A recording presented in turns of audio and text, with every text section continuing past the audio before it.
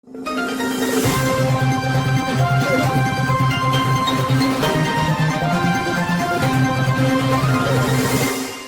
वालेकुम नाज़रीन, मैं हूं मरियम मुनीर और आप देख रहे हैं 1 बाय 1 न्यूज़ HD।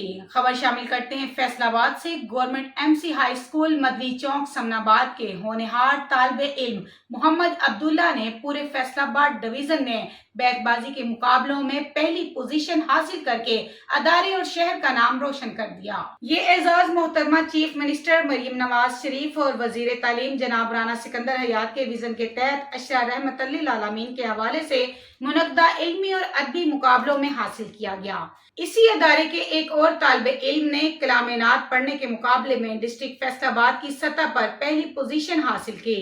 इस शानदार कामयाबी पर स्कूल मैनेजमेंट काउंसिल के मेंबरान, इलाकाई सियासी समाजी शख्सियात ने प्रिंसिपल आमिर शहजाद को मुबारकबाद पेश की।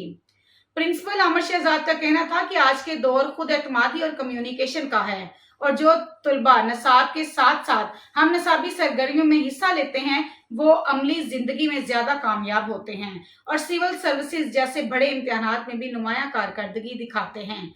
इन कामयाबियों में अदबी सरगर्मियों के इंचार्ज नासिर मुस्तफा और उनकी टीम ने भरपूर मेहनत की और तुलबा को बर वक्त रहनुमाई फराहम की। वाकई government MC high school Samanabad Faisalabad के तलबा ने नसाबी और हम नसाबी मैदानों में कामयाबियों के झंडे गाड़ दिए हैं। नाज़रीन, ये थी आज की ताज़ा तरीन। मजीद ऐसी खबरों से बाखबर रहने के लिए देखते रहिएगा चैनल 1 बाय 1 न्यूज़ HD।